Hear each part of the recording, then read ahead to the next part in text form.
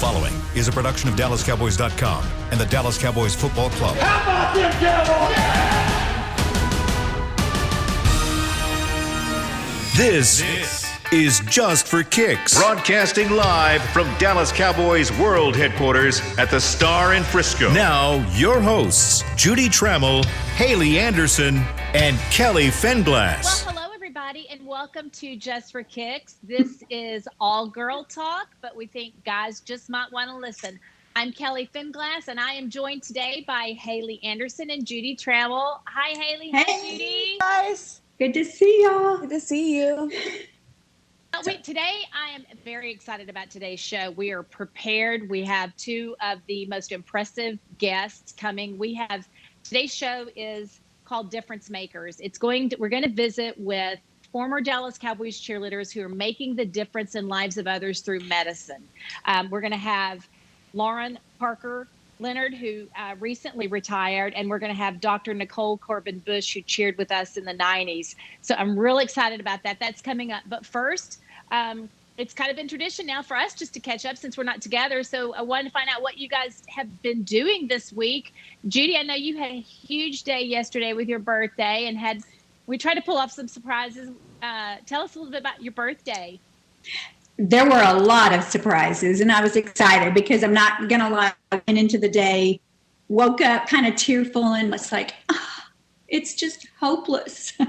But it just kept turning around to be a great day. My grandkids came over, and then y'all surprised me with a cute video. The cheerleaders sang happy birthday and our staff, and that was really fun. And if you get to see the video, it's kind of hysterical because everyone's singing they're really bad. There's a lot of bad singers on our squad. Wait a second. Until I got to you. But then when Rachel got on, her little whisper voice was the same as in the studio. And it was so funny because their personalities really did come through on it. I was excited to see that. And then we ate dinner at home. Judy, we do. Before you tell us more, we have that audio, I think, where everybody gets to hear the vocal talents of the Dallas Cowboys cheerleaders as they wish Judy happy birthday. Happy birthday to you. Happy birthday to you. Happy birthday to Judy. Happy birthday to you. Happy birthday to you. Happy birthday to you. Happy birthday, dear Judy. Happy birthday to you. Happy birthday to you. Happy birthday to you. Happy birthday, dear Judy. Happy birthday to you. Bye. Hope you have a wonderful day. Happy birthday to you. Happy birthday to you. Happy birthday, dear Judy. Happy birthday to you. Happy birthday to you. Happy birthday to you.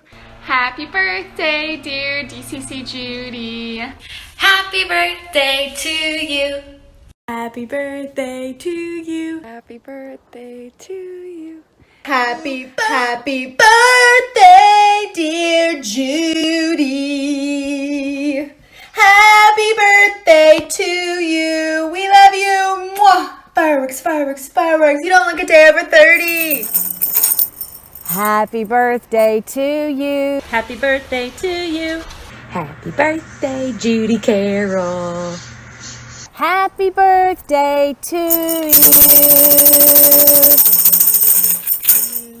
Happy birthday to you. Happy birthday to you. Happy birthday to my best friend. Happy birthday to you. Love you, Jude. Hope you have a great day. We miss you so much and can't wait to celebrate when we're all back together.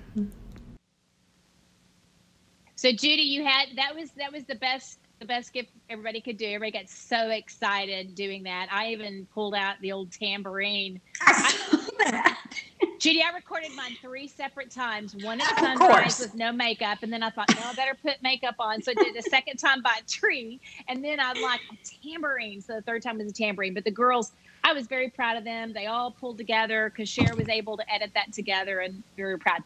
So then the girls surprised you with a parade. They did. It was really fun. You know, I was surprised because I wasn't dressed. I was in a tie-dye sweatshirt. And I know, but that's, not like me. And so when they all started driving by, it was really fun. They even had our neighborhood policeman in on it. He came up with the sirens and scared the crud out of me. Really? That's Is awesome. that what the golf cart was?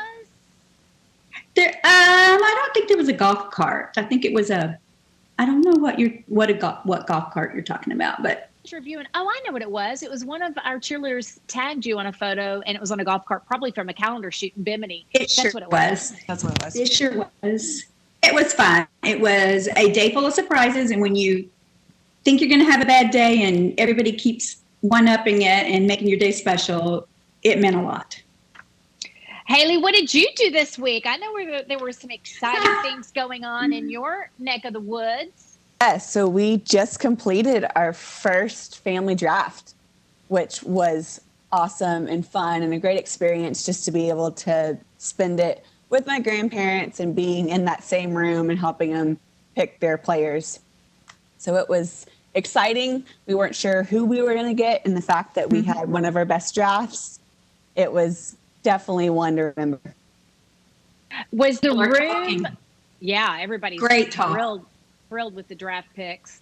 We always have such critics, and this was Right. It was fun to watch, and I also loved the live show with Jamie Foxx and DeMarcus Ware. That was super cool too.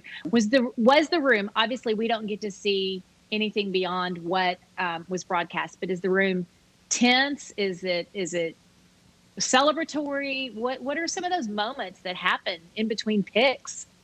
So, I think a lot of it was exciting when we got our first pick. A lot of people didn't think we would be picking up CeeDee Lamb for the fact that we didn't think he would fall to 17th place. So a lot of it was exciting. Shibo, my brother, definitely had a huge pull in that. He just, between the discussions on who they were going to pick, and he stepped his foot forward and told him, hey, we need this guy while we have him, because I think we can pick up our next player following round. So that was exciting to see him come forward. We all had a role in it, between behind the scenes, taking pictures, answering phones, making sure they're calling the right people.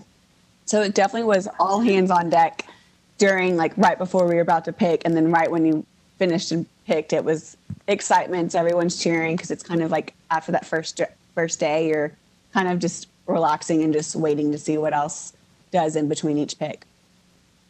It was very exciting to watch, and it really, it's just what the doctor ordered, pardon the pun, to get us all ready for the season, even though there's still some uncertainty on when and where. It was awesome to be re-energized, and honestly too, I think just for people to get to enjoy the sport again. We've just had nothing but such intense news stories, every single light story. at the end of, right. It's the light at the end of the tunnel. It's like you finally have your draft, and now we're just waiting to play, and hopefully it's just right around the corner. Well, I had a less impressive week probably, but I did learn some new things. I have taken up faux gardening. I use gardening very lightly, but I planted flowers, and I painted. Y'all, I painted pieces of furniture. And that's a first ever in my lifetime. Wow. I need to see it. Furniture. Yes, it is hammered metal. I had the choices of amber, bronze, or black, and I had 8 cans of test paint, and I had to. Oh wait! First, I power washed. I sent you guys a video. I have a power wash. I power washed my entire backyard, and then I painted, and then I reached a new level of aging. Perhaps I bought metal yard art. I bought a blue heron. Did you see the picture? Yes. Yes, that was great.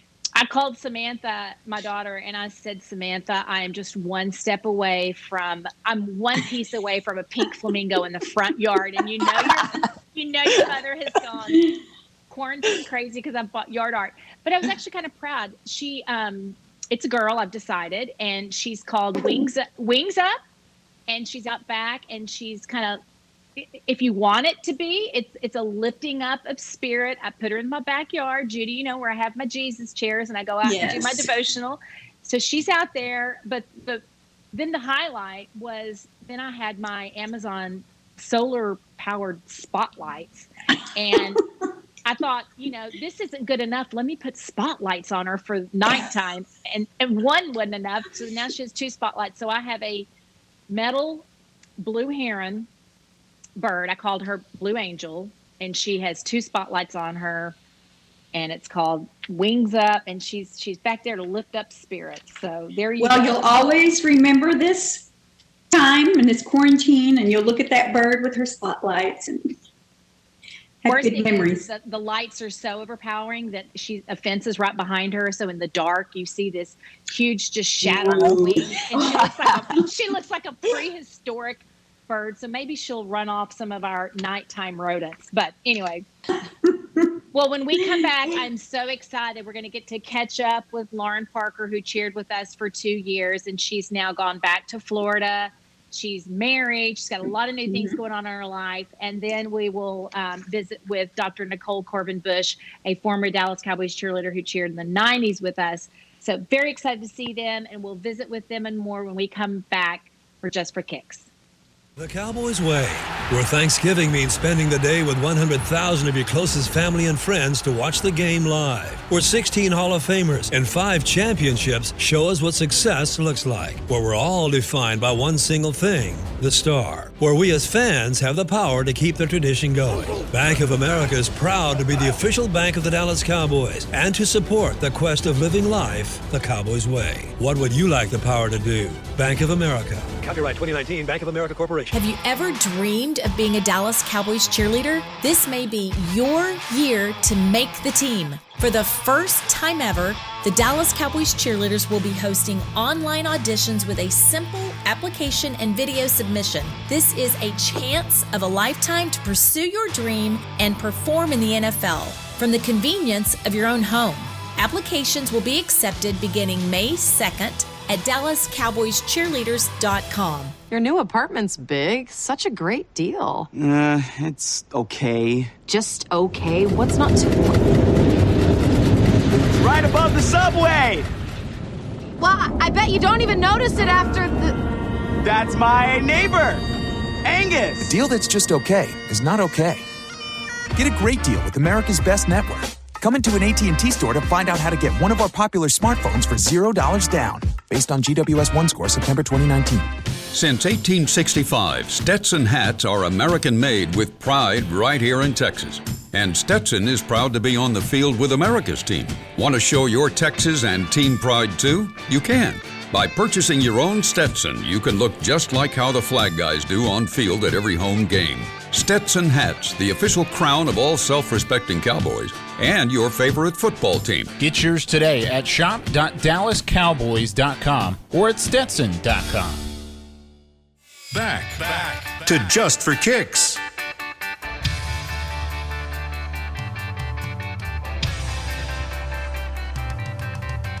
We're joined by Lorin Parker Leonard. You guys hopefully remember Lorin. She cheered with us for 2 years, and her career with us started interesting because she was in Arlington and she was in a nurse. I remember very specifically, Lorin, you talking about seeing AT&T Stadium out of your window when you were at the hospital, and that helped kind of solidify the deal that you wanted to try out. So tell us a little bit about your journey with trying out for the Cowboys, and then we want to talk to you about your nursing career. Absolutely. So I was living in South Florida, and I had toured 2 seasons in the NFL, and I was at the point where I said, I just want to go for the best. If I've done this for 2 seasons, I really want to see if I can make it. And I kind of gave up my whole life here. I took a travel position there for 13 weeks. Right at the end of the 13 weeks, that following week was auditions.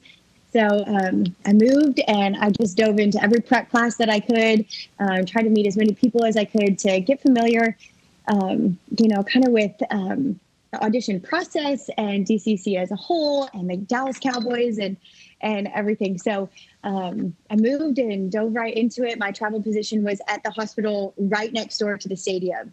So it was really cool and really served as kind of like a very visual motivation. Every time I went to work, I was overlooking the stadium, and our break room, kind of where in the hallway, has just this really, really cool, perfect view. So days, nights, anything, the stadium was just lit up, and it was just a really cool kind of visual motivation for me during that time. And since cheering, you're now married. Congratulations. Thank you. Hey. And you guys have relocated. Now you're back in Fort Lauderdale. Yep, I'm in Fort Lauderdale. I moved this past fall, and we got married in January. And it's a very different first, newlywed time here than we anticipated, but it's been amazing, and we're loving it. So it's a whole new life, but it's awesome. Well, now that you mention that, I guess this is not your typical honeymoon phase of a marriage. I saw a picture of you guys sitting out in a parking lot. It looked like you were tailgating and distancing as well. What was that all about? So we actually were quarantined separately for about 3 weeks. Wow. Yeah. So as newlyweds, that was pretty tough. We waited so long to be together and live together and be in the same place. So several weeks ago, my mom had a cardiac event. She passed out when she was riding like a stationary bike, a Peloton bike, and she fell off. And my dad found her unconscious.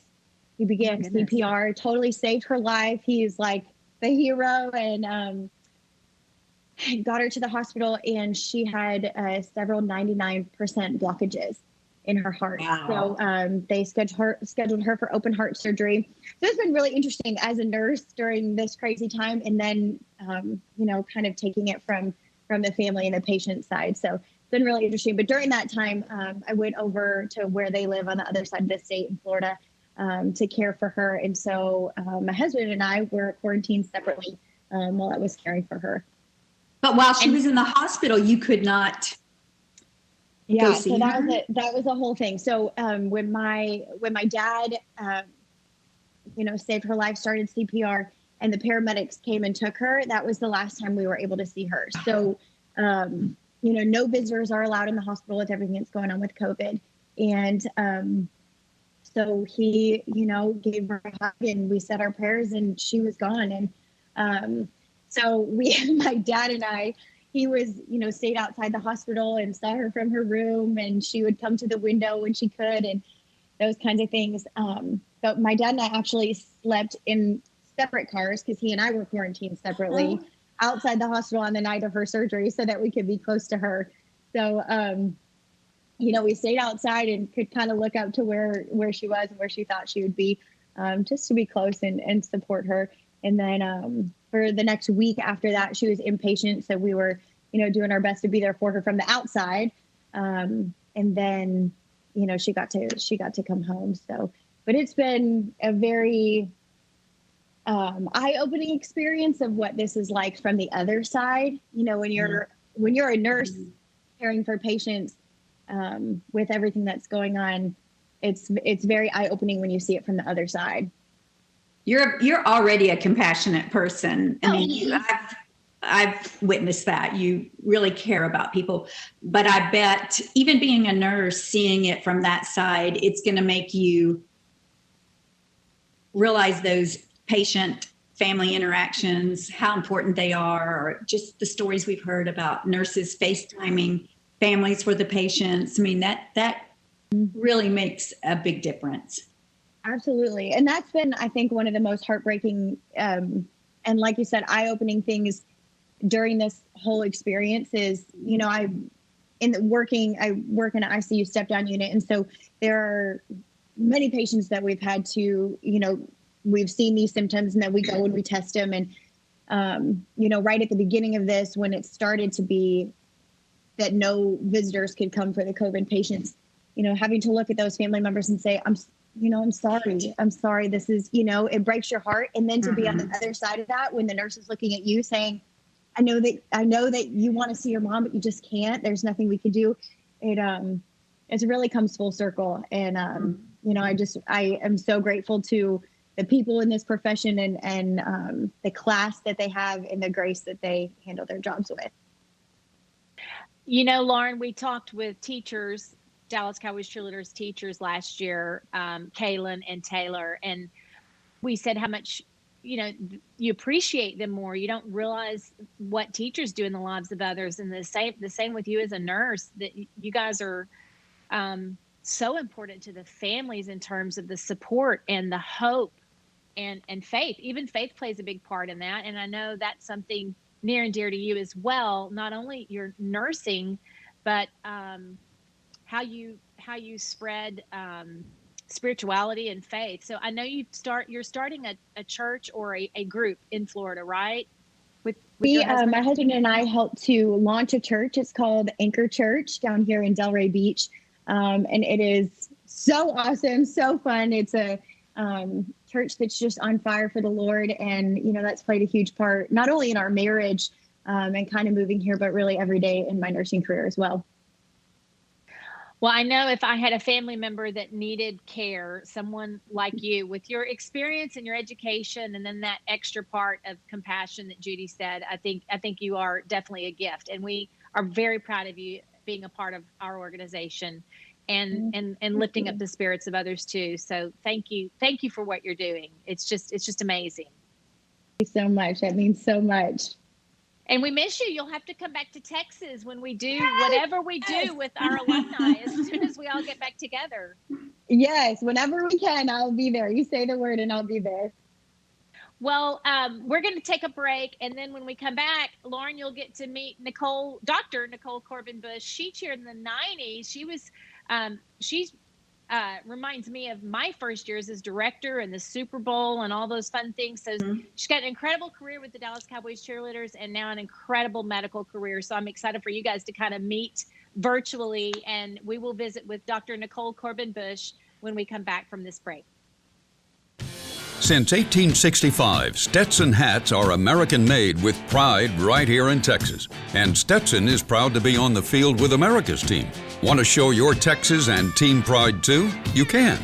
By purchasing your own Stetson, you can look just like how the flag guys do on field at every home game. Stetson hats, the official crown of all self-respecting Cowboys and your favorite football team. Get yours today in the Stadium Pro Shop or at Stetson.com. Your new apartment's big. Such a great deal. It's okay. Just okay? What's not to... It's right above the subway! Well, I bet you don't even notice it after the... That's my neighbor, Angus! A deal that's just okay is not okay.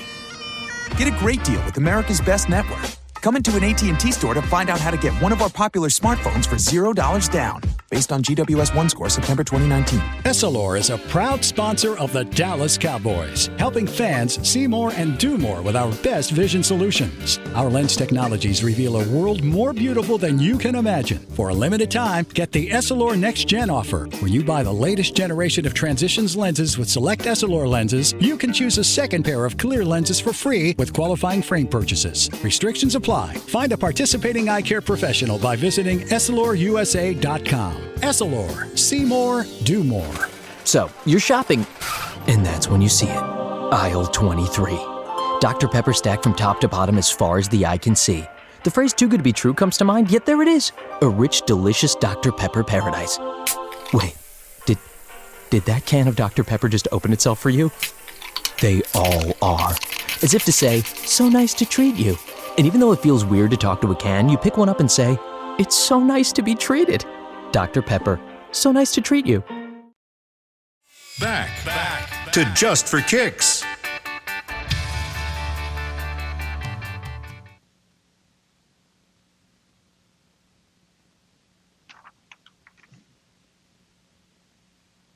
We're back here at Just for Kicks, and we are now joined by Dr. Nicole Corbin Busch. Nicole cheered for the Cowboys in 93 and 94, right, Nicole? So you're correct. You're one of our Super Bowl gals, and you cheered in some of my earliest years as director. And you know what I remember the most about you is I'll never forget. Nicole was, I guess you were in your undergrad at the time, right? Correct. At Abilene Christian. So I remember was it Abilene Christian? My first year, and then I transferred to a school in Dallas so I could cheer. So when Judy, do you remember we would have late night training camp, and then Nicole would get in her car and she'd be driving back to college, to Abilene every night. Yes. I can't believe, Nicole, looking back on this, that you were able to do that, but you did. How you did it. And then take us from there. You cheered for the Cowboys, and we've got pictures that, it just brought back memories when I saw you, a swimsuit cover girl, cheered in the 90s. So you went to the Super Bowl in Atlanta when we played the Bills. You're one of the rare ones right now. And then you went on to medical school. So help us catch up with your life now. When you where'd you go to medical school? And then. So when I was cheering, I transferred to the University of Dallas and finished up as a biochemistry major there, and graduated a few years later after I finished cheering. I went to medical school at the University of Texas Health Science Center in San Antonio. Med school is 4 years here in the United States. After that, I did a urology residency at Northwestern in Chicago. So for a surgical residency, it's usually a very long process. So 4 years of college, 4 years of medical school, 6 years of residency, and then from there, 2 more years to become a pediatric urologist. So currently, all I do is operate on the most common birth defect that you have almost certainly never heard of. So every single day, about every 90 seconds, a boy is born with something called hypospadias, which is where their urinary channel, their pee hole, opens in the wrong spot on the undersurface of the penis. And so I started my practice 5 years ago, solely dedicated to repairing hypospadias. And currently we have patients that come from every state in the United States and more than 40 countries throughout the world to have their hypospadias repaired by us. And I'm sure, your surgeries, like all surgeries, but your surgeries are life-changing for your patients at a very young age, and probably as well for their families. And I'm not going to pretend to understand what you do, but I know you're making huge differences in the lives of others. Mm-hmm. What are some of the rewards for you? Like, do you get to, how long do you see your patients after a surgery? Will you follow them throughout adolescence or beyond, or how does that work? Depends on if they're local or from out of town. So I operate in non-virus days, usually all day Monday, Tuesday, Wednesday, and Thursday. So Mondays are our local patients. And for those patients, I'll see them back in the office usually about 3 months after surgery, another 6 months after that. And then we start spacing our visits, ideally up until they go through puberty. For our patients who are from out of town, which is the vast majority of our patients, we usually do telemedicine visits. So we were very early into telemedicine, and we've been continuing that, although the rest of our practice right now is closed because we can't do any surgeries in order to preserve gowns and gloves and masks and all of that everyone needs in the hospital setting right now. So we've just continued with our telemedicines. We saw a few new patients today already, and that's what we've done. It is amazing, though, the difference of having a penis that's normal compared to having a penis that falls outside of a realm of normal can make. So we have one of the only practices in the world that operates anywhere from tiny babies up into adulthood. So we have patients who are teens and who are adults with hypospadias as well. And we've learned so much from our older patients that really tell us the impact that it has on them, from, essentially finding ways to hide when they were changing in the locker room for sports, from having to go by themselves into a stall every single time they needed to urinate, and, being afraid to go to a football game, for instance, because they knew that it was going to be difficult to get into the stall and they were too embarrassed to urinate into the urinal that's there in the restroom. So it makes a huge impact on body image, self-esteem. It's so great to be able to correct them when they're young. And then it's really just a memory for their parents more so than it is for the children. And so that's always nice when we can do that.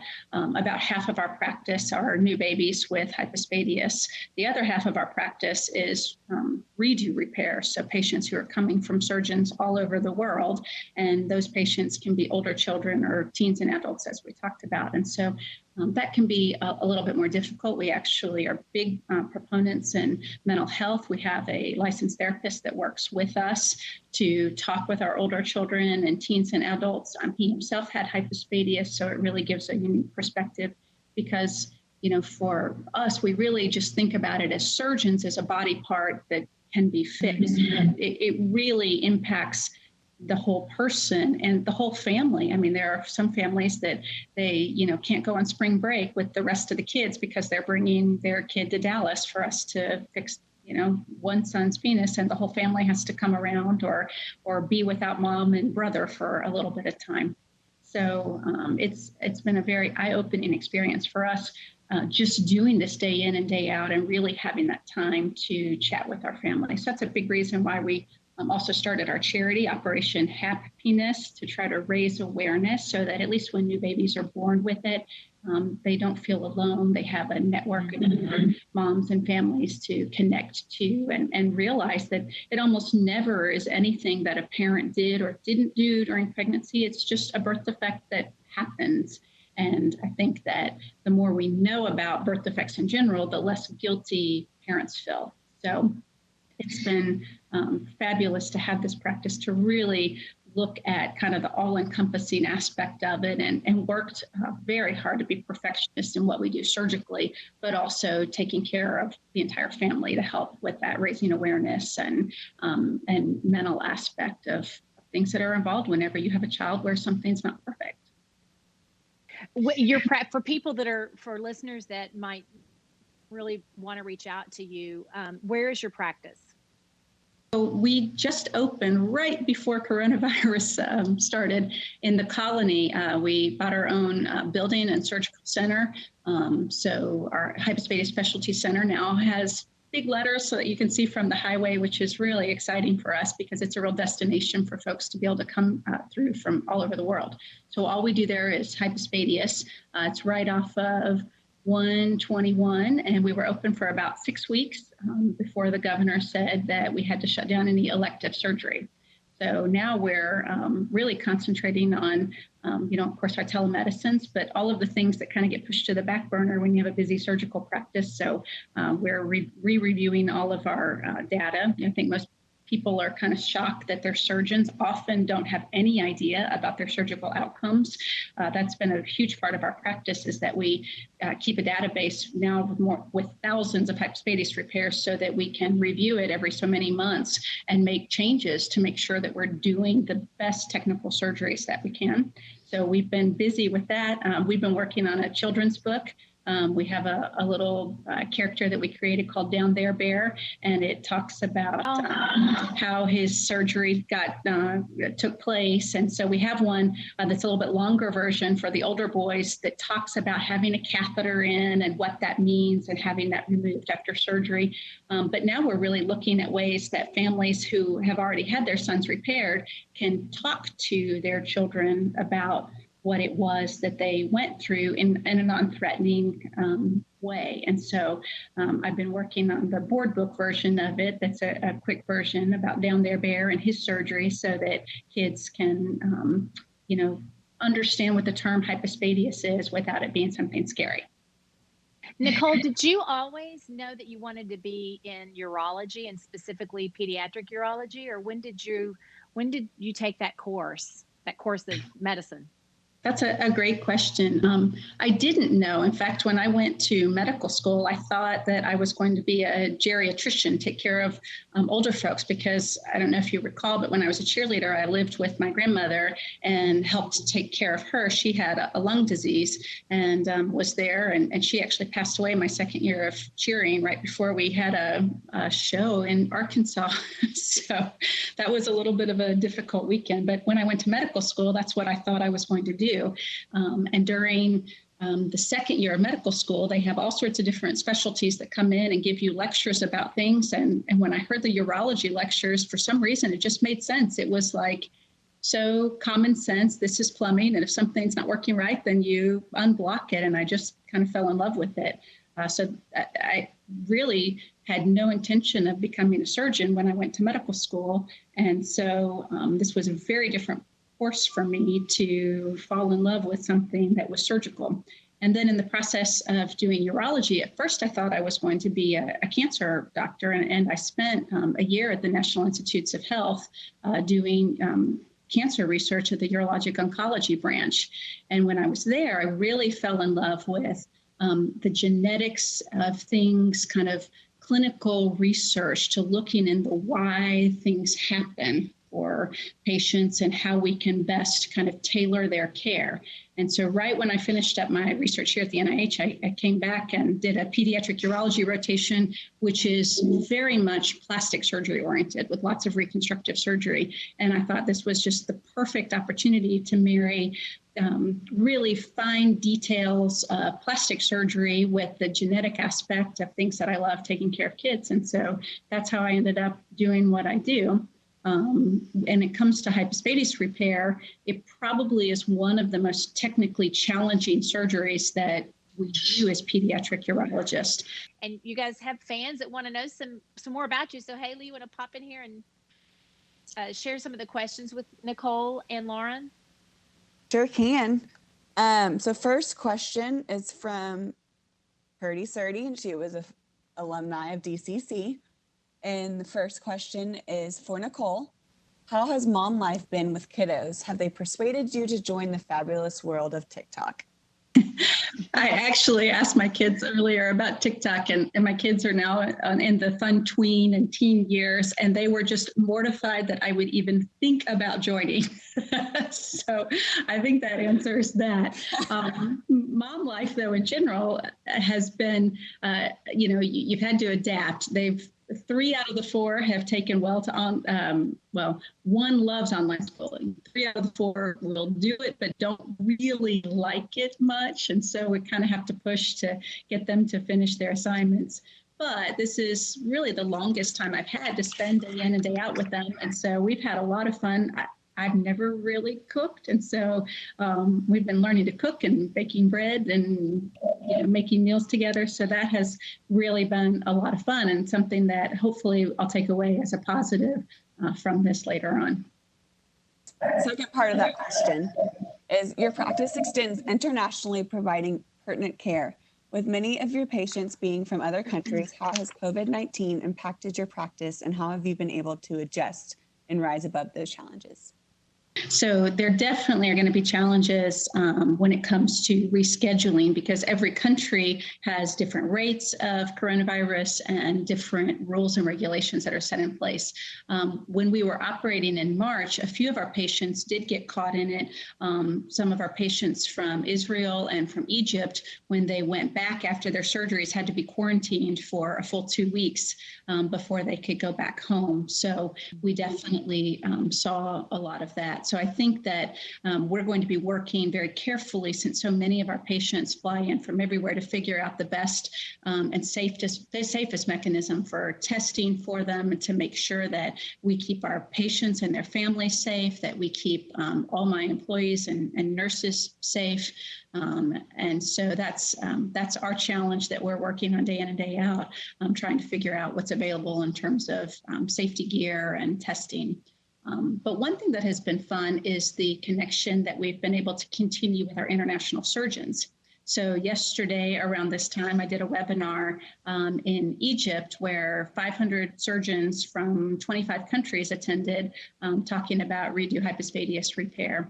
And so that was a lot of fun. The week before, I did a webinar for urology residents in Brazil. And so we've kept in touch with many of our surgeon colleagues around the entire world during this time because like most of us here in the States that are surgeons in many other countries are also not working and using this time to try to better themselves. And so that has been a positive too, I think. Okay, Lorin, this one's for you. Still from Purdy Surdy. What has been the biggest change in your protocol for caring for patients? I think it probably even goes outside the hospital too. Is our PPE protocol. That's the protective equipment that we have to wear in order to make sure that we're protected, so we can continue caring for our patients. And nurses have a natural instinct to just jump in wherever there is a need. And even just the other day, we had a code, and that first initial instinct is to just go running where the code is, but you have to stop and think and make sure that you're protected, make sure that you have everything so that you can continue doing your job. So I think that's definitely been an adjustment. We've always had to be mindful of PPE, but each room that you go in, really to make sure that you're covered and all the protocols are taken care of.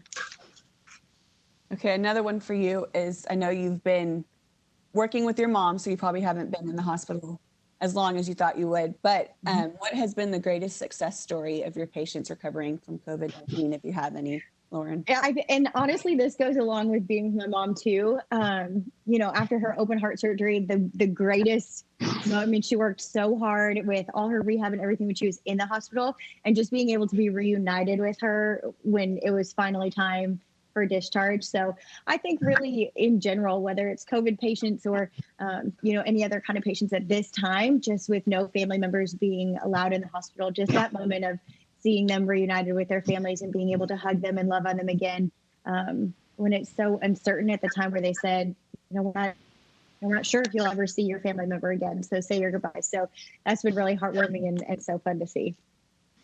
One for everybody from CJ Stevens, 22. What is your favorite comfort food in quarantine? Or have you tried any new recipes while you've been in quarantine? I want some chicken and waffles, and I haven't. I said, that's the first thing I want when I go to a restaurant. I'm just going to go all out and get chicken and waffles. Like Nicole, I'm just learning to cook at this phase in life. We got the Instapot. We made a pot roast, but I have been doing takeout sushi, and so I guess that's kind of always been one of my favorites, and also a comfort food. But I'm like Judy, I can't wait to get to go to a restaurant and just have great service and just relax and not have anything planned, and just, y'all, can you remember when you just say, hey, you want to meet me at so and so? And yes, I missed that. I miss that spontaneity. It's like we've lost control. We've lost independence. So I'm looking forward to regaining that. Well, I did make some sushi at home. So one of my twins is a sushi addict. You've never seen the skinniest little 12-year-old be able to put away like a gazillion rolls like this kid can. It's unbelievable. How are you doing that?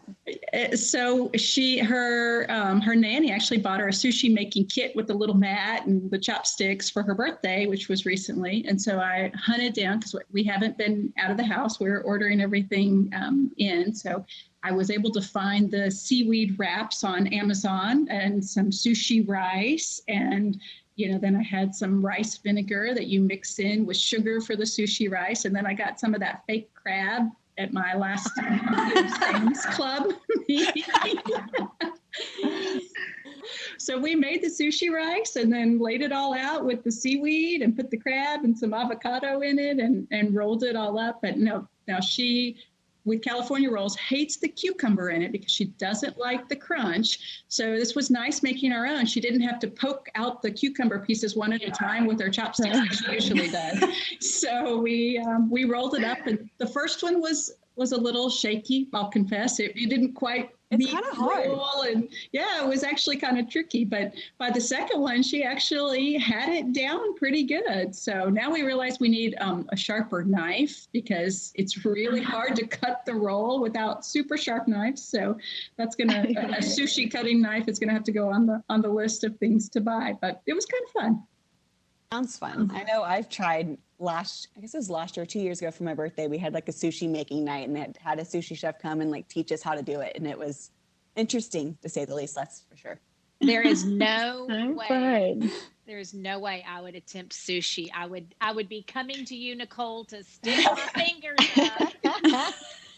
There's no way, but that's awesome. Lorin, what about you? What are you cooking for the hubby during this I Very haven't unusual brained the time. sushi yet. I haven't tried that yet, but I love to cook. That's been honestly one of my favorite parts about quarantine is being able to have the time to do it. So, and actually, he has surprised me with his cooking skills when I come home from work. And some of the days we've got steak and potatoes and all this stuff made. So that's been really fun in learning that. But today we had homemade Greek pitas for lunch, and I'm making a apple honey mustard pork roast for dinner. So I don't know, I just love this. I love to cook. So this has been a fun time to be able to try out new stuff.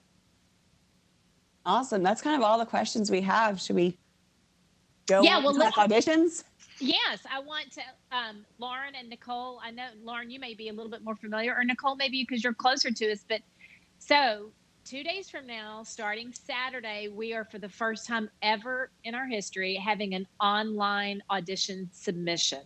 So as crazy as that sounds, and Nicole, you mentioned being online with Israel and Egypt. We too have been online internationally, developing a very robust platform where candidates can submit their full applications. They can apply, they can write, they can come back in and out of the application like a college application, and then they'll submit a video introducing themselves, and then they'll submit a video, 60 seconds of them dancing their best, their homes, their garage, their backyard, their choice of music. They'll submit that, and then we will be taking those applications from May 2nd through May 15th. And from that, we will be judging on the back end.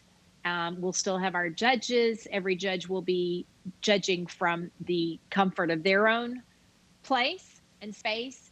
And that's what we'll be doing to go into round 2, the semifinal round that you guys would remember.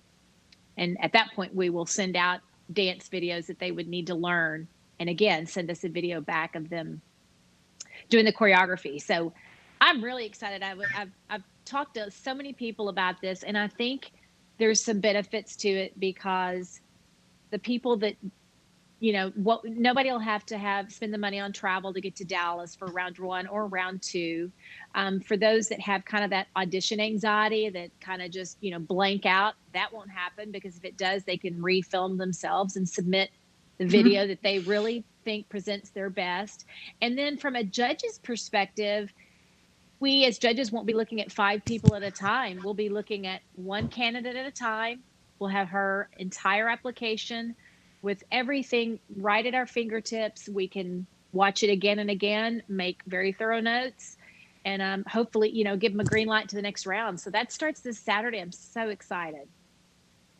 It'll be fun to see if you get a different quality of candidates that you have just from a whole new system of auditioning. And that I think is very exciting and certainly does save a lot of the expenses for many of the girls who are traveling from all over. And so I think that's going to be a real win-win for everybody that's involved. Sure hope so. I know that I've had some people just send me videos on Instagram unsolicited, and they're good. They're good dancers, and I think we'll be able to definitely see the dance technique and everything that we need to on the application.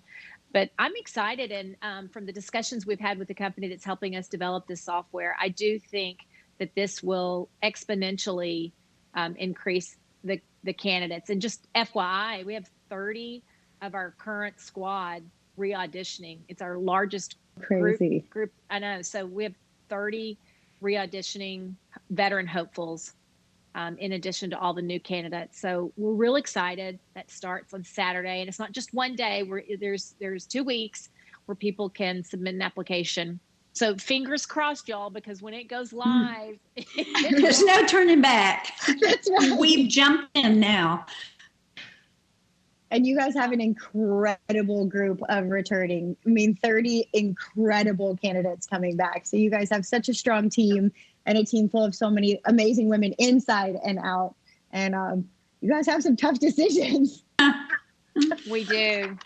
But they're coming because of people like y'all. Y'all are such amazing examples of successful women, both in skill and in spirit. So we're so proud to have y'all be a part of the Dallas Cowboys and the Dallas Cowboys cheerleaders family. Thank y'all so much for joining us.